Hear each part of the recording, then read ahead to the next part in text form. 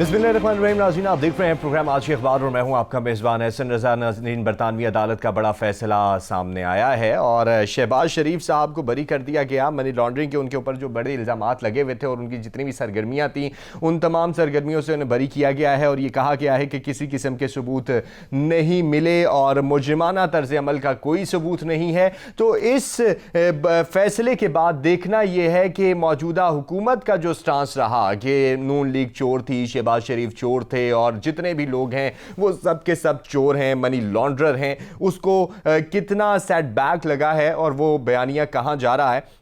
जबकि मुशीर एहतसाब शहजाद अकबर कहते हैं कि हमने तो बिल्कुल भी किसी किस्म की दरख्वास्त नहीं दी थी, जो कार्रवाई की गई वो उनकी तरफ से खुद की गई थी, लेकिन अदालत के जो फैसला है उसमें ये कहा गया कि अकाउंट 2 साल कबल नैब और पाकिस्तानी एसेट रिकवरी जो यूनिट है उसकी तरफ से मामला उठाया गया था, तो हमने शुरू किया था। लेकिन अब क्योंकि सिचुएशन बदल चुकी है तो मुशीर एहतसाब जो शहजाद अकबर साहब हैं उनके ऊपर भी सवाल उठते हैं और जितना पैसा लगाया गया इन तमाम इंक्वायरी के ऊपर उस पैसे का कौन जवाब देगा जो मौजूदा हुकूमत की तरफ से किया गया, इस तरह के ऊपर बात करेंगे। और नून लीग की सियासत के हवाले से भी बात करेंगे कि नून लीग के बयानियों की बात हो रही है। नून लीग 1 है, बयानिए 2 हैं और कितना बयानिया तकवीयत पा रहा है शहबाज शरीफ साहब का और दीगर लोगों का, क्योंकि वो काम को इज्जत देने की बात करते हैं, दूसरी जानिब वोट को इज्जत देने की बात की जाती है। लेकिन मरियम नवाज साहिबा का बयान भी सामने आ गया। उन्होंने कहा कि इख्तलाफात हो सकते हैं और इख्तलाफात होने भी चाहिए, लेकिन हमारा जो कायद है और हमारी जो पार्टी के रहनुमा हैं वो एक हैं, लिहाजा हम सब एक हैं और हमारे रहनुमा जो हैं वो नवाज शरीफ साहब हैं। तो देखना यह है कि कितना एक हैं और ये जो 2 बयानिए चल निकले हैं इससे किस तरह की सियासत शुरू होती है और जो बातें शेख रशीद साहब कर रहे थे आया वो दुरुस्त हैं या फिर वो सियासी स्टांसेस हैं। और कराची के मसाइल के ऊपर भी बात करेंगे क्योंकि वजीर आजम साहब ने कल KCR का संग बुनियाद रखा और फिर उन्होंने कहा कि विफाक अकेले कुछ नहीं कर सकता, तो सिंध और विफाक को दोनों को मिलकर काम करना पड़ेगा। लेकिन अगर आप दोनों मिलकर काम करेंगे तो फिर इस बात को भी एश्योर करवाना ज़रूरी हो जाएगा कि एक दूसरे के ऊपर तनकीद से निकल के काम करना पड़ेगा। लेकिन हमने देखा रवायती सियासत चलती रही तमाम सूरत हाल में। और चेयरमैन नैब के हवाले से भी बात करेंगे तो चेयरमैन नैब की जो तकर्री है वो भी गंभीर होती जा रही है। मसला और मामला लटक चुका है। हुकूमत ने जिस किस्म की इस मामले में भी कारकर्दगी दिखाई है वो सबके सामने है और अभी 2 धड़े हो चुके हैं वफाकी वज़रा में। एक धड़ा कहता है जी कि इसी में तौसी कर देनी चाहिए, इसी चेयरमैन नैब की मुद्दत मुलाजमत में, और एक कहता है कि जी हम नए की बात करते हैं, मुशावरत के ऊपर जोर देते हैं। तो नया चेयरमैन नैब होगा कौन? और बिलावल भुट्टो जरदारी साहब कहते हैं कि हम तो भरपूर एहतजाज करेंगे, जबकि दूसरी जानिब चेयरमैन नैब जो हैं उन्होंने ऐलान किया है कि हमने जो स्ट्रेटजी अपनाई इंसदाद बदउनवानी के लिए हिकमत अमली तैयार की वो कामयाब रही और 538 अरब रुपए रिकवर किए। लेकिन सवाल यह है कि ये 538 अरब रुपए गए कहां और किस हवाले से? इसके हवाले से जितने भी पेपर्स तैयार किए हैं, डॉक्यूमेंटेशन तैयार किए हैं, वो पार्लियामेंट में तो अभी तक आई भी नहीं और गई कहां वो तमाम की तमाम। और ये 538 अरब रुपए बहुत बड़ी रकम होती है जनाब। और महंगाई जो है वो भी बढ़ चुकी, डॉलर की कीमत भी बढ़ चुकी। जो वजीर आजम के रिलीफ पैकेज में चीजें आनी थी उन चीजों की कीमत में भी अच्छा खासा इजाफा हो चला है और डॉलर की कीमत बढ़ने से महंगाई और उरूज के ऊपर होगी और दरामदाद तो जारी है चीज़ों की और ज़रिए अजनास की भी और खाने पीने वाली अशिया की भी। तो देखना यह है कि इनसे किस तरीके से निपटा जाए, महंगाई को किस तरीके से कम किया जाए, हुकूमत की स्ट्रेटजी कहाँ पर खड़ी हुई है। ये तमाम मौज़ूआत आज के प्रोग्राम में हम डिस्कस करेंगे। तो मोहतरमा सोफिया सिद्दीकी साहिबा हमारे साथ आज स्टूडियो में मौजूद हैं, सहाफ़ी हैं, तज्ज़ियाकार हैं। सोफिया सिद्दीकी साहिबा बहुत शुक्रिया। बरतानवी अदालत के बड़े फ़ैसले से हम बात शुरू करते हैं। तो बड़ा फ़ैसला आया और कितना सेटबैक दे रही हैं हुकूमती बयानिए को, क्योंकि हुकूमत जब से आई, बल्कि जब से क्या आई, जब से उन्होंने अपनी कैंपेन चलाई गवर्नमेंट में आने से पहले की, तो वो चोर चोर चोर चोर का बयानिया लेके चलते रहे और अब जो है बरतानवी अदालत ने भी चोरों को रिहा कर दिया। थैंक यू सो मच, आपने मुझे प्रोग्राम में बुलाया। सबसे पहले तो डेफिनेटली ये एक बहुत बड़ा फ़ैसला है, ख़ास तौर पर उस सर्कमस्टांसेस में जहाँ पाकिस्तान तहरीक इंसाफ ये नारे लगाती रही है कि करप्शन हो रही है, पाकिस्तान में चोरी हो रही है और फिर साथ साथ आलमी अदालतों की मिसालें भी दी गई हैं हमें कि वहाँ पर जब तहकीकात होती हैं तो वो इस तरह होता है, वहाँ पे जी बिल्कुल सदर को हटा दिया जाता है। वैसे सदर और वज़ीर आज़म हमारे मुल्क में भी इसी तरह हटाए जाते रहे हैं। है इल्ज़ामात की बुनियाद पर, लेकिन जो इल्ज़ामात पाकिस्तान तहरीक इंसाफ मुसलसल PMLN की गवर्नमेंट पे लगा रही थी, उससे ऐसे लगता था कि जिस तरह वाकई इनके बाद करप्शन के कभी और कोई और मंसूबा शायद सामने नहीं आएगा। लेकिन हम ये देखते हैं, बीइंग अ जर्नलिस्ट, मैं खुद ऑब्ज़र्व कर रही हूँ कि पाकिस्तान तहरीक इंसाफ की जो मौजूदा गवर्नमेंट है वो तो बहुत सारी पॉलिसीज़ को आगे लेके चलने में सिर्फ इसलिए रिलैक्टेंट है कि जहाँ पे उन्हें किक्स बैक्स देने पड़ते हैं या जहाँ पर बहुत सारी ऐसी नई पॉलिसीज़ को नाफिज करना होता है तो उनके लिए वहाँ पे फ़ैसला करना मुश्किल हो जाता है। तो ये एक बहुत बड़ा सेटबैक है पाकिस्तान तहरीक इंसाफ के उस नैरेटिव के साथ, जहाँ वो ये क्लेम करते रहे हैं कि पाकिस्तान में करप्शन हो रही है और पाकिस्तान से पैसे बाहर ट्रांसफ़र किए जा रहे हैं, जबकि आपके पास पाकिस्तान में कोई सबूत नहीं मिला था।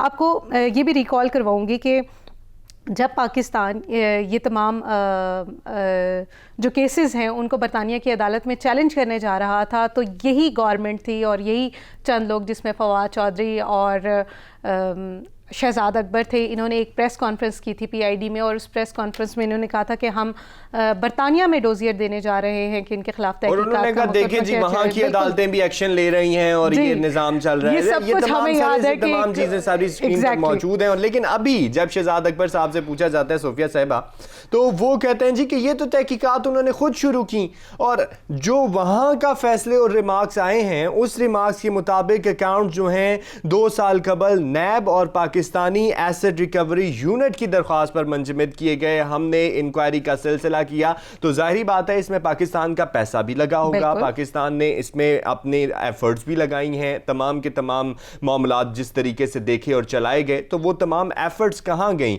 और अब शहजाद अकबर साहब उन तमाम एफर्ट से मुकर भी रहे हैं और वो ये कह रहे हैं कि इसमें हमारा कोई अमल दखल नहीं था, ये उनका अपना किया धरा है। देखिए, इसीलिए मैंने पहले ये जुमला कहा कि एक बड़ी प्रेस कॉन्फ्रेंस की गई थी जिसमें ये तमाम क्लेम किए गए थे कि ये आलमी जो अदालतें हैं, ख़ासतौर पर बरतानिया की अदालतों को एक्टिवेट किया जाएगा इन तमाम मामलात पे कि वो तहकीक करें। उन्होंने तहकीक कर ली, तहकीक की रिपोर्ट आ गए। पाकिस्तान तहरीक इंसाफ किस मुंह के साथ आवाम के सामने जाएगी और वो किस मुंह के साथ ये क्लेम करेगी कि हम इन लोगों के ऊपर जो मशकूक लोग थे, हमने उनकी हुकूमतों को किस तरह से चैलेंज किया है।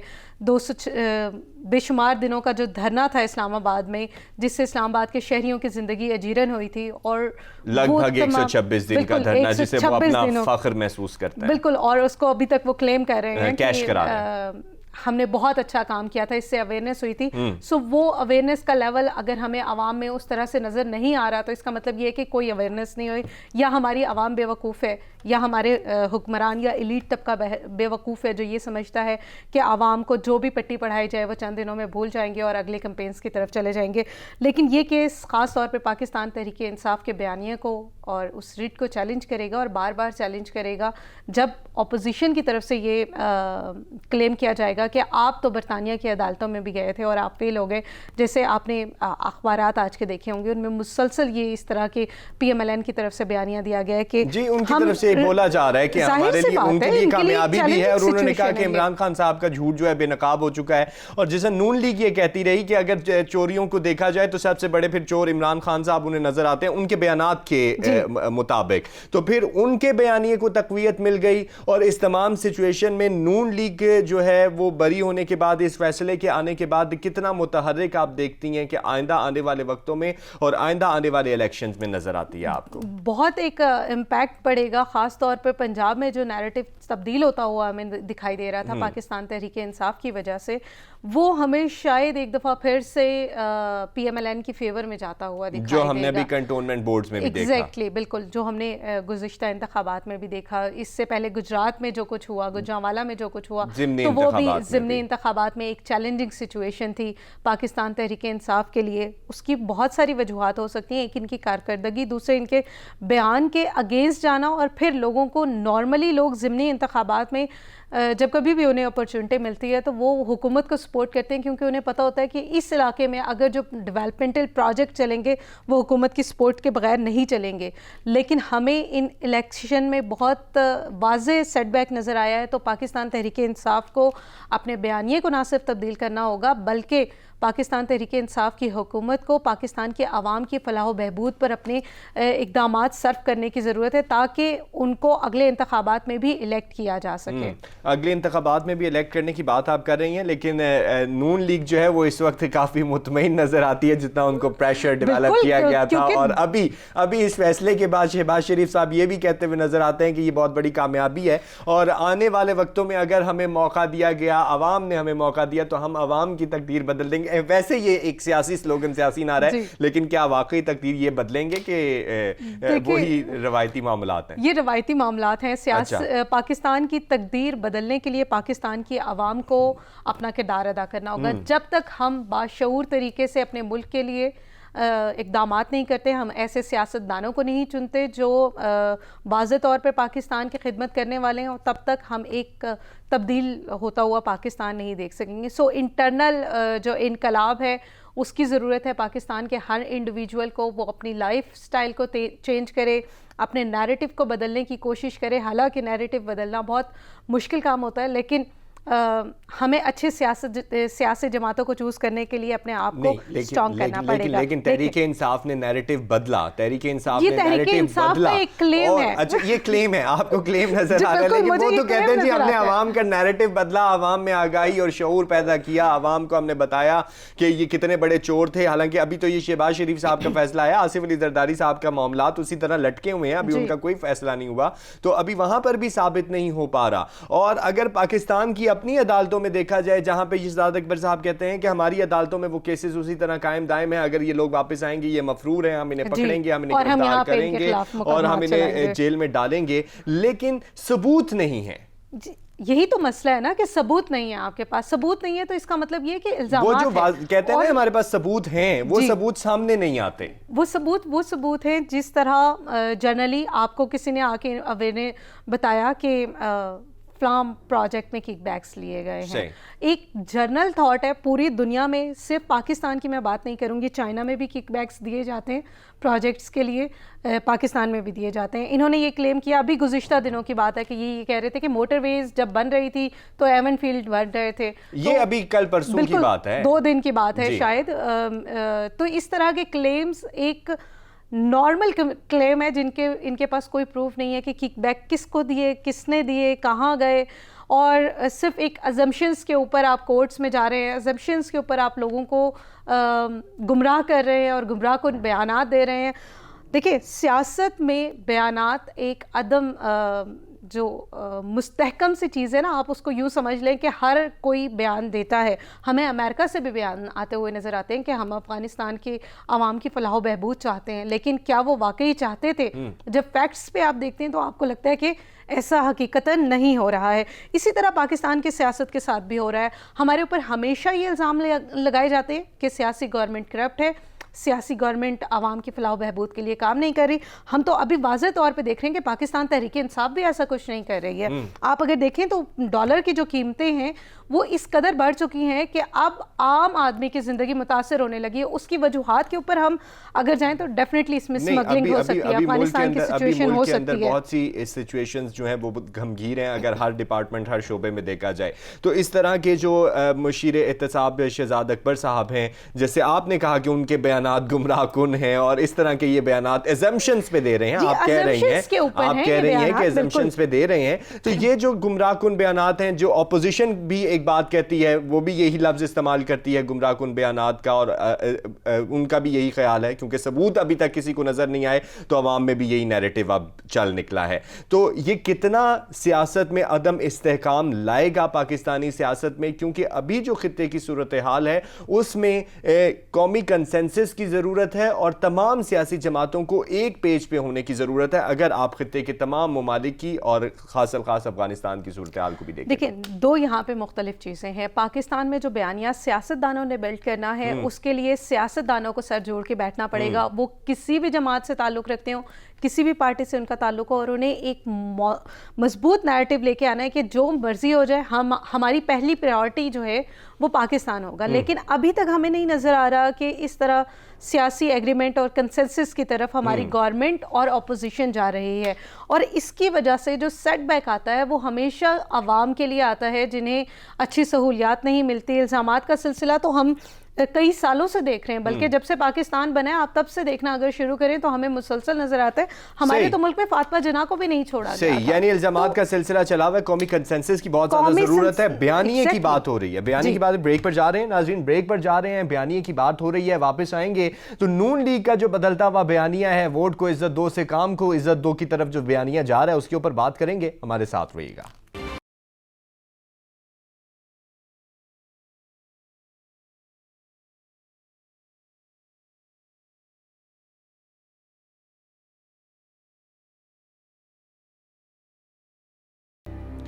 वेलकम बैक नाज़रीन। बात हो रही थी बयानिए के ऊपर और कौमी बयानिया कहीं भी नहीं दिखने में मिल रहा था। हुकूमत की जमातें भी और हुकूमत के जो वज़रा हैं और जितनी भी सियासी जमातें हैं, हुकूमत के इत्तेहादी हैं, तमाम के तमाम जो हैं एक दूसरे के ऊपर उंगलियां उठाने के सिवा जो है हमें कुछ भी नज़र नहीं आ रहा। लेकिन बयानिए के ऊपर बात ब्रेक से पहले हो रही थी।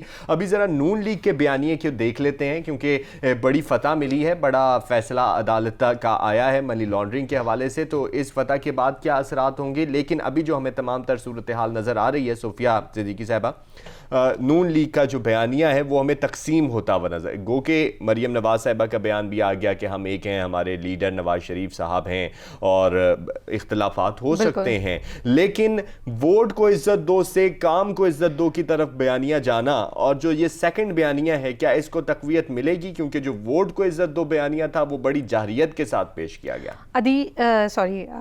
एहसन, इसमें कोई दूसरी राय नहीं है कि पाकिस्तान तहरीक इंसाफ ने बहुत पहले ये क्लेम किया था कि नून और शीन अलहदा हो जाएगी, एंड आई सेकंड दैट कि उसमें वो एंगल जो है वो परसिस्ट कर रहा है और आइंदा भी हमें फ्यूचर में ये स्ट्रेंथन होता हुआ नज़र आएगा।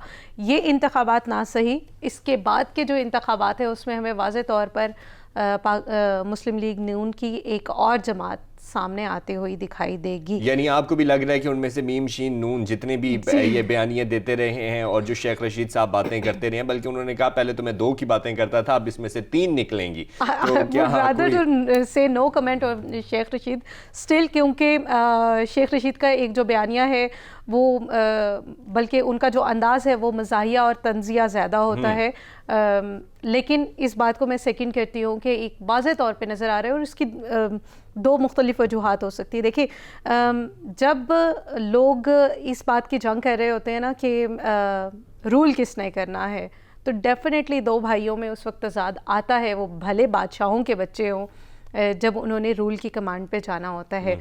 शहबाज शरीफ साहब जितना वज़ीर आज़म नवाज़ शरीफ को साबिक़ वज़ीर आज़म को अपने बड़े भाई के तौर पे एक्सेप्ट कर सकते थे, वो उन्होंने करके दिखा दिया है। अब उनकी भी यही ख्वाहिश होगी कि हमज़ा या वो ख़ुद एक ऐसे ओहदे पे जाएं जो कि वाज़े तौर पर नज़र आए उनको कि उनके पास तमाम की तमाम पावर्स है।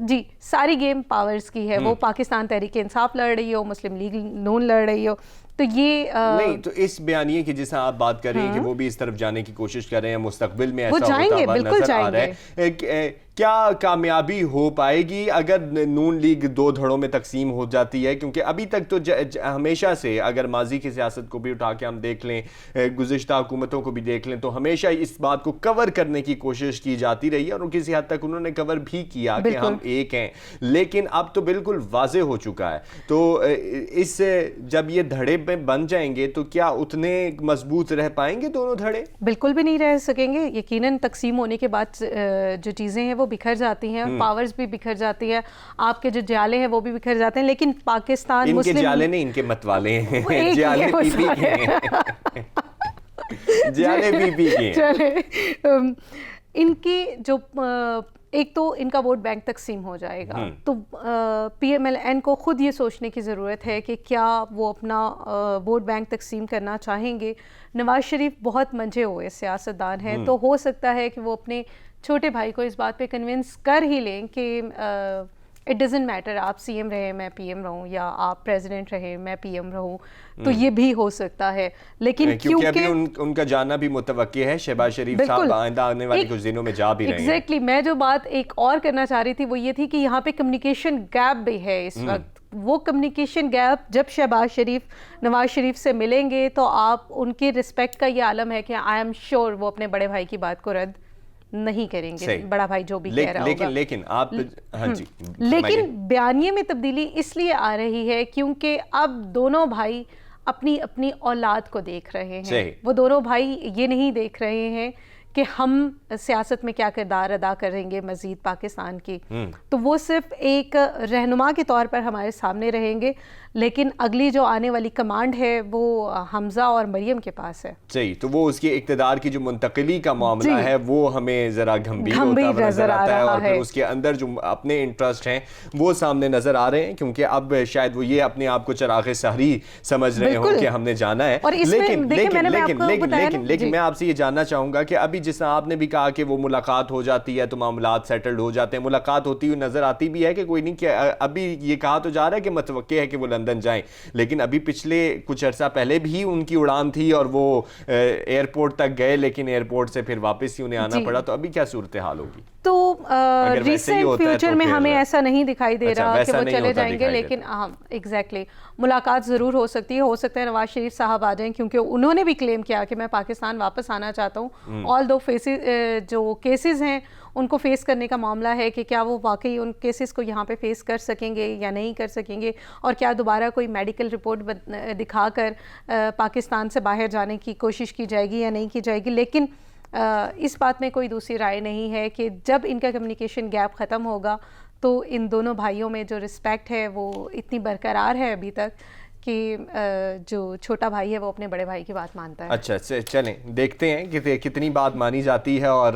किसका बयानिया कितनी अहमियत पाता है, लेकिन ये आने वाले वक्तों में पता चल जाएगा कि कौन किसके साथ और किस तरीके से चल रहा है। लेकिन अगर दोनों इत्तेहाद से चलेंगे तो अपने वोट बैंक को बरकरार रख पाएंगे। कराची की थोड़ी सी बात करते हैं। कराची के मसाइल के ऊपर वज़ीर आज़म साहब कराची गए और फिर उन्होंने KCR का संग बुनियाद भी रखा और जो ग्रीन बसेज़ हैं उनका इफ्तिताह भी किया और ये तमाम मामला देखे। उन्होंने वहां जाकर एक बात कही कि वफाक अकेले कुछ नहीं कर सकता। ये हमेशा से एक बयान रहा है। उन्होंने कहा कि वफाक को से और सिंध को मिलकर काम करना पड़ेगा। इसी तरह सिंध को देखा जाए तो वो कहता है कि सिंध अकेले कुछ नहीं कर सकता, वफाक और सिंध को। लेकिन ये बयान तो है कि दोनों को इकट्ठे होकर चलना चाहिए, लेकिन तनकीद का सिलसिला उसी की उसी तरह है कि वफाक हमें पैसे नहीं देता, वफाक मंसूबे उनकी बातें करता है तो वो लगा दिए जाते हैं और पैसे हमारे पास आते नहीं हैं। और फिर अगर विफाक देखा जाए तो वो कहता है जी सिंध गवर्नमेंट करप्ट है, सिंध गवर्नमेंट करप्शन करती है, हम उन्हें पैसे देते हैं तो वो खा जाते हैं, लिहाजा हम खुद पैसे लगाएंगे। फवाद चौधरी साहब के माजी के बयान भी आप देख लें कि हम खुद लगाएंगे पैसे। असद उमर साहब के जो बयान हैं कि हम उन्हें 1 रुपया नहीं देंगे, हम सब खुद लगाएंगे। लेकिन अभी तक कराची की सूरत हाल बदली नहीं है, वैसी की वैसी है।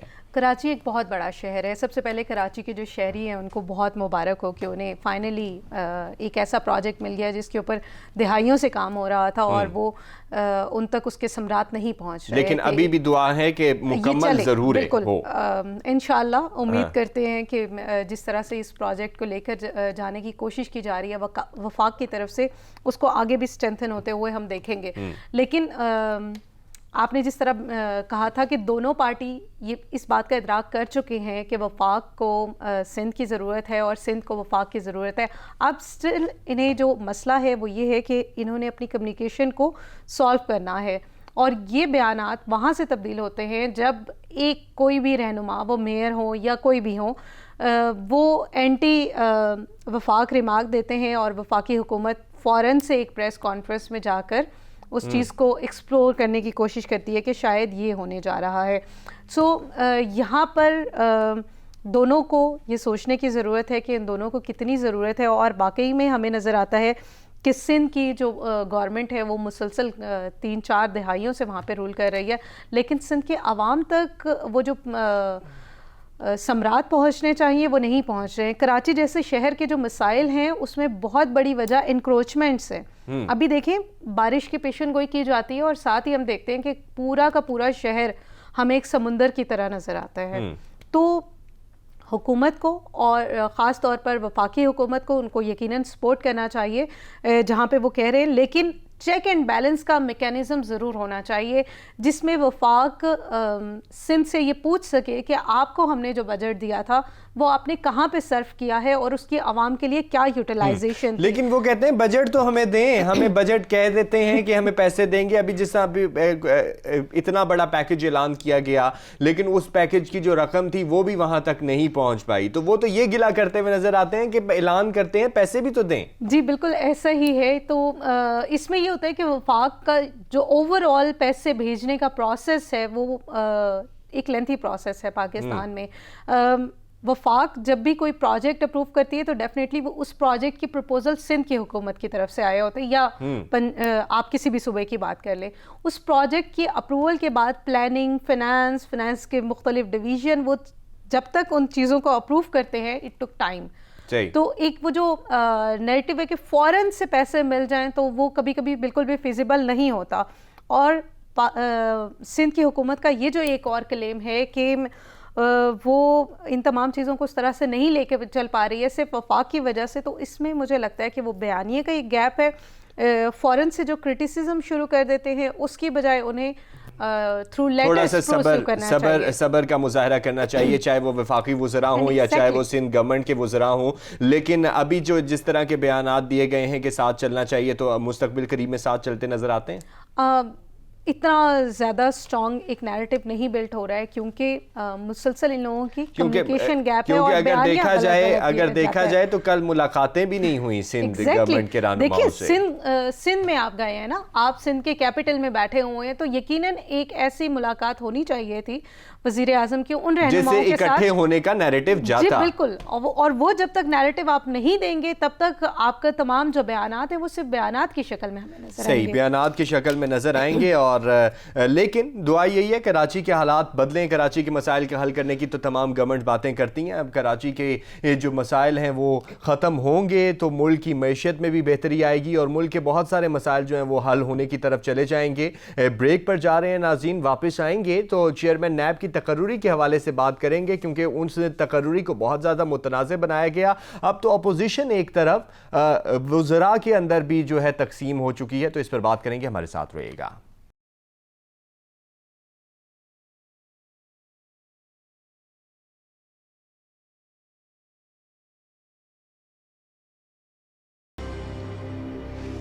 वेलकम बैक नाज़रीन। चेयरमैन नैब कौन होगा, इसके ऊपर बात करते हैं थोड़ी सी। हुकूमत की जानिब से तो इस मामले को भी मुतनाज़ बना दिया गया चेयरमैन नैब की तकर्रुरी के हवाले से। अगर आप तमाम सिचुएशन को देखें और मुद्दत मुलाजमत में तोसी की बातें होती रहीं, और फिर उसके बाद ये भी कहा गया कि अपोजिशन लीडर जो हैं शहबाज शरीफ साहब, अपोजिशन लीडर की हैसियत से नहीं उन्हें देख के कहा गया, बल्कि उन्हें ये देख के कहा गया कि वो चोर हैं और हम उनसे बिल्कुल भी किसी किस्म की मुशावरत नहीं करेंगे। अगर उनसे मुशावरत की गई तो चोर जो है किस तरीके से बात करेगा और उससे पूछ के तफ्तीशी लगाने के मुतरादिफ है। तो ये तमाम की तमाम बातें हैं। तो ज़ोफिया सिद्दीकी साहिबा, चेयरमैन नैब की तकर्रुरी के मामले को किस तरह से देख रही हैं? और अब जो तमाम सूरत हाल जैसे मैंने अभी भी बयान किया, तो अब विफाकी वज़रा में भी तकसीम हो चुकी है। पहले तो वहां पर तकसीम नहीं थी, लेकिन अब वहां पर भी तकसीम है। आधा ग्रुप कहता है जी कि इसी में तोसी की जाए और आधा ग्रुप कहता है कि नए की मुशावरत की जाए। तो तोसी क्यों इतना ज़रूरी हो चुकी है और अभी तक चेयरमैन नैब का मामला क्यों नहीं सॉल्व हो पा रहा? मेरे ख्याल में सिर्फ चेयरमैन नैब नहीं बल्कि पाकिस्तान में जितने भी इदारे हैं, हमें वहाँ पे ये देखने की ज़रूरत है कि क्या इन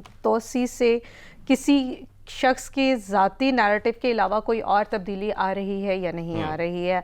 अगर वो नहीं आती है तो इसका मतलब ये है कि लोगों को तब्दील होना चाहिए और अपने मुकर्ररा वक्त पे उन्हें अपनी ड्यूटीज़ को ख़त्म करके अपनी कोई और जिम्मेदारियों की तरफ जाना चाहिए, भले वो रिटायरमेंट की तरफ जा रहे हैं। जहाँ तक चेयरमैन नैब का मामला है तो इसमें आपको ऐसे मैं कंफर्म कर दूं कि गवर्नमेंट और अपोजिशन मिलकर ताइनात करती है। इसमें ये गवर्नमेंट का सोलो नैरेटिव नहीं होता। ये तो अपोजिशन लीडर का भी आईनी और कानूनी हक है कि उनकी मुशावरत से मामलात चलेंगे। और ये तमाम चीज़ें पाकिस्तान के आइन और जब नैब के कवानीन बनाए जा रहे थे तो वहाँ पर लिखा गया है कि ऑपोजिशन इस तमाम प्रोसेस में हुकूमत का साथ देगी। अभी जो चेयरमैन नैब हैं उनको बहुत ज़्यादा वो बनाया गया कि एक कंट्रोवर्शियल पर्सनालिटी के तौर पे सामने लेकर आया गया, लेकिन PMLN खुद ये भूल गई कि PMLN उस वक्त गवर्नमेंट में थी जब वो ये डिसाइड कर रही थी कि ये साहब चेयरमैन नैब बनने जा रहे हैं। अब बात आती है कि क्या ये जो अजीब सा पाकिस्तान तहरीक इंसाफ में एक कंट्रोवर्सी नज़र आ रही है कि कुछ लोग चाहते हैं कि वो चले जाएं और कुछ लोग चाहते हैं कि वो ना जाएं। तो इसमें मुझे ऐसे लगता है कि कुछ और इदारे भी हैं जहां से फॉलो अप किया जा रहा है कि वो लोग जो उनकी साइड पर ज़्यादा हैं वो चाहते हैं, शायद वो लेफ्टिस्ट हो या राइटिस्ट हो, लेकिन वो ये चाहते हैं कि इनकी सीट पर रहना चाहिए क्योंकि ये बहुत अच्छा काम अगर कर रहे हैं। इनकी मुद्दत मुलाजमत में तोसी हो जाती है, अगर इनकी मुद्दत मुलाजमत में तोसी हो जाती है, जैसे आप कह रहे हैं कि बहुत से लोगों का ख्याल है कि बहुत अच्छा काम कर रहे हैं, तो बिलावल भुट्टो ज़रदारी साहब ने तो खुला इंदिया दे दिया कि अगर तोसी होती है तो हम इसके ऊपर मुकम्मल तौर पर एहतजाज करते हुए सामने नजर आएंगे और इस मामले को मुकम्मल तौर पर उठाएंगे। और अपोजिशन का जो बयानिया रहा है कि ये चेयरमैन नैब जो है गवर्नमेंट के इशूज़ को नहीं पकड़े तो उसको तकवीत नहीं मिलेगी क्या? बिल्कुल ऐसा ही है, ये तकवीत भी मिल सकती है और बात उस पर्सपेक्टिव की है जहाँ पर ऑपोजिशन आपके साथ होती है। और ऑपोजिशन को अगर आप अकेले लेके चलेंगे तो यकीनन आपको प्रोटेस्ट नज़र आएंगे, फिर आपको क्लेम्स नज़र आएंगे। मुझे नहीं पता कि वो प्रोटेस्ट कितने मैटर करते हैं पाकिस्तान के लिए या पाकिस्तान के आवाम के लिए, लेकिन इंटरनेशनली एक मैसेज ज़रूर जाता है कि पाकिस्तान की सियासत, पाकिस्तान में किए जाने वाले फ़ैसले वो सोलो वन साइडेड हैं। तो उस नैरेटिव को चेंज करने के लिए ज़रूरी है कि ऑपोजिशन को शामिल किया जाए। और इनकी तकर्री, आई मस्ट सजेस्ट, ये मेरी सजेशन है कि किसी भी ओहदे की तकर्री को जो है वो इंक्रीज़ नहीं किया जाना चाहिए। इससे इदारे कमज़ोर होते हैं, इदारों का नैरेटिव कमज़ोर होता है और पर्सनल जो एक किसी ज़ात की तशख़्ख़ुस जो है वो भी मजरू होता हुआ नज़र आता है। आप अपनी रिस्पेक्ट ख़त्म कर रहे होते हैं। तो चेयरमैन नैब को भी कोशिश करनी चाहिए कि ठीक है, उन्होंने अपनी मुलाजमत कर ली, अब उन्हें जाना चाहिए, तरीके से उन्हें जाना बिल्कुल चाहिए। इसमें इज्जत है, उनकी अपनी इज्जत है कि वो बाइज्जत तरीके से एक इदारे में अपना टेन्योर मुकम्मल करने के बाद सुकून के साथ चले जाएं और किसी और को अपॉर्चुनिटी दें ताकि एक बेहतर नैरेटिव और एक इदारे जो हैं वो बेहतरी की तरफ जा सकें, इदारे की मजबूती वाकई हो सके। लेकिन चेयरमैन नैब का जो बयान है उनको भी थोड़ा सा देख लेते हैं क्योंकि उन्होंने भी चेयरमैन नैब किस कैपेसिटी में बयान दे सकते हैं इस मामले पे? चेयरमैन नैब साहब इस मामले में बयान नहीं दे रहे, वो अपनी का जितनी उन्होंने मामलात किए उस हवाले से मैं बयान की उनकी देख रहा हूँ कि उन्होंने कहा कि हमने जितना काम किया बड़ी कामयाबी के साथ काम किया और इंसदाद बदउनवानी जो एहतसाब का नारा इस गवर्नमेंट ने चलाया और उसी इंसदाद बदउनवानी के लिए जो उन्होंने हिकमत अमली तैयार की, उन्होंने कहा कि हमने बड़ी ही कामयाब हिकमत अमली तैयार की और साथ ही बदउनवान अनासिर से 538 अरब रुपए भी रिकवर किए। 538 अरब रुपए बहुत बड़ी रकम है। ये रकम गई कहाँ? ऑपोजिशन ये सवाल करती हुई नजर आती है कि ये गई कहाँ, वो कौन से बदउनवान अनासिर थे जिनसे ये इतनी बड़ी रकम बरामद कर ली गई? अभी तक इसके नहीं दिए गए। मैं आपको बताती हूँ, कुछ टाइम मुझे भी इत्तेफाक हुआ कि मैंने नैब को अपनी बीट के तौर पर उनके लिए काम किया। तो उस दौरान मुझे अंदाज़ा हुआ कि जिन रिकवरीज़ की ये बात करते हैं उसका नॉर्मल प्रोसीजर ये होता है कि ये मुख्तलिफ हाउसिंग सोसाइटीज़ होती हैं, ये इस तरह के डिफरेंट फ्रॉड केसेस होते हैं और वो फ़ौरन से आवाम को वापस कर दिए जाते हैं। जैसे आपने या मैंने कोई प्लॉट लिया है और वो ज़मीन किसी और सोसाइटी को बेच दी जाती है और फिर आपके पास कुछ भी नहीं होता सिवाय फाइलों के। तो ज़्यादातर जो केस हैं वो आपको ज़मीन के नज़र आएंगे जो नैब रिकवर करती है। इसके अलावा आपको कुछ केसेस ऐसे नज़र आएंगे जहाँ पर नैब जो करप्शन के केसेस हैं उनको डील कर रही होती है और प्ली बार्गेन कर लेती है। प्ली बार्गेन के बाद हासिल होने वाली जो अमाउंट होती है वो गवर्नमेंट ऑफ पाकिस्तान के अकाउंट में कौमी खजाने में जमा कर दी जाती है। तो it's nothing to do with NAB directly. हाँ, रिश्वत लेने का कॉन्सेप्ट एक बिल्कुल अलहदा हो सकता है, लेकिन जो भी रिकवरीज होती हैं वो गवर्नमेंट के अकाउंट में जाती हैं। Now the government have to prove that कि वो जो नैब क्लेम कर रहा है कि इतनी रिकवरी हमने की है उसको उन्होंने किस तरह से डिवाइड करके आवाम तक पहुंचाया है। इसमें से क्लियर मैंने आपको ये कर दिया है कि ज्यादातर इसमें जो केसेस होते हैं, ज्यादातर केसेस हैं वो जमीन के तनाज़ात और प्रॉपर्टीज के हवाले से होते हैं, लेकिन ऑपोजिशन जो है वो इसको कैश जरूर कराती है। वो कहती है कि प्ली बार्गेन की बातें भी बड़ी की गई, बहुत से लोगों से प्ली बार्गेन किया गया लेकिन पैसे हमें कहीं नजर नहीं आते। तो ऑपोजिशन ने तो अभी तक प्ली बार्गेन वाले सारे पैसे वापस ही नहीं किए, बल्कि कोई भी पैसे नहीं। वो तो नैब भी कहता था हम उनसे पैसे निकलवा लेंगे, लेकिन अभी तक पैसे वहां से भी नहीं निकले। हमें जो कुछ लोग पैसे देते हुए नजर आए हैं वो साबिक सेक्रेटरीज या ब्यूरोक्रेसी के लोग हैं जिन्होंने पैसे वापस किए होंगे। रादर द इंडिविजुअल सही और सही पॉलिटिशियन। सही तमाम ये सूरत हाल नजर आई, लेकिन जो भी उनका टेन्योर रहा वो उन्होंने हिकमत अमली अपनाई और उन्होंने रिकवरी की होगी और की है। और अगर की है तो उनके लिए बहुत मुश्किल नहीं है कि वो तमाम प्रूफ्स हुकूमत के सामने रख दें और अपोजिशन के जो बयान खुद हैं वो claim कर ठप हो जाएं। लेकिन सूरत हाल नजर आ जाएगी, लेकिन चेयरमैन नैब आने वाले वक्तों में कौन होगा ये सामने आ जाएगा। लेकिन जितना इस मामले को सेटल डाउन किया जाए उतना बेहतर है। थोड़ी सी बात महंगाई के हवाले से करेंगे, क्योंकि डॉलर जो है वो तारीख की बुलंद तरीन सतह पर पहुंच चुका है। महंगाई को रोकने की हुकूमती कोशिशें कहां तक देख रही हैं, क्योंकि हुकूमत ये कहती है हम महंगाई को रोकेंगे और वज़ीर आज़म साहब भी इस मामले में खुद देख रहे हैं इस तमाम सूरत हाल को। लेकिन अभी जो उन्होंने रिलीफ पैकेज दिया उसमें रिलीफ होने वाली जो चीज़ें थी, जिन पे रिलीफ मिलना था, उन पे ही अच्छा खासा जो है कीमत उनकी बढ़ा के पेश कर दी गई। तो गरीब तो पिस रहा है बेचारा। कोई हिकमत अमली नज़र आती है? बिल्कुल, अगर वाज़े तौर पे कहा जाए तो पाकिस्तान तहरीक इंसाफ जिस चीज़ को कंट्रोल करने में शुरू से नाकाम रही है वो महंगाई है। वो हुकूमत की तब्दीली के फ़ौरन बाद आई हो, जब हमने देखा कि डॉलर मुसलसल एक्सलेट कर रहा था और अल्टीमेटली इन्होंने वो तमाम ज़राए इस्तेमाल किए जिनके ज़रिए से मसनूई तौर पर डॉलर की कीमतों को कंट्रोल किया जा सकता है। अब पर्सपेक्टिव और मुख्तलिफ हो गया है। अब पाकिस्तान से जो चीज़ें हैं वो स्मगल हो रही हैं और अफ़गानिस्तान जा रही है, क्योंकि अफ़गानिस्तान में एक हुकूमत नहीं है और हम उनको हर लिहाज से सपोर्ट करने के लिए तैयार हैं। तो हमारी जो बिज़नेस कम्युनिटी है और हमारे जो स्मगल माफिया हैं वो भी उनको हर लिहाज से सपोर्ट कर रहे हैं। This is very unfortunate. हमारे मुल्क से मुसलसल डॉलर जो है वो अफ़गानिस्तान जा रहे हैं, जिसकी वजह से डॉलर की कीमत में इजाफा हो रहा है और आने वाले दिनों में आप इस इजाफे को मजीद बढ़ता हुआ देख सकते हैं। लेकिन आपने जो मसनूई का लफ्ज़ इस्तेमाल किया, मैं इस पे आपसे ये जानना चाहूँगा कि मौजूदा हुकूमत जो है वो पहले ये कहती रही कि मसनूई तरीके से साबिका हुकूमतें जो हैं वो डॉलर को इस्तेकाम देती रहीं, कंट्रोल करती रहीं। अब इन्होंने भी उस तरीके से करने की कोशिश की। पहली तो बात यह है कि पहले इन्होंने उस तरीके को तनकीद का निशाना बनाया, फिर उसके बाद इन्होंने उस तरीके को भी अपनाया, लेकिन कामयाबी ना निशाना बना के हासिल हुई और ना अपना के हासिल हुई। तो कामयाबी कैसे मिलेगी? इसकी रीज़न ये है कि अभी तक डॉलर अपनी जो उसकी ओरिजिनल कीमत है वहाँ पे वो नहीं गया है। जब तक वो ओरिजिनल कीमत पे जाके स्टैंड नहीं करता तब तक आप डॉलर की कीमतों को कंट्रोल नहीं कर सकते हैं। लेकिन इंटरनेशनल फिनोमेनास आपको हमेशा जहन में रखने होते हैं। अब चीज़ें बिल्कुल चेंज हो गई हैं। अब तब्दीली अफगानिस्तान की वजह से पाकिस्तान में आ रही है। महंगाई की खास तौर पे जो बड़ी लहर है उसकी वजह अफगानिस्तान है। उसको रोकने के लिए कोशिश करनी चाहिए, क्योंकि मेरे पास वक्त खत्म हो चुका है। बहुत शुक्रिया नाज़रीन।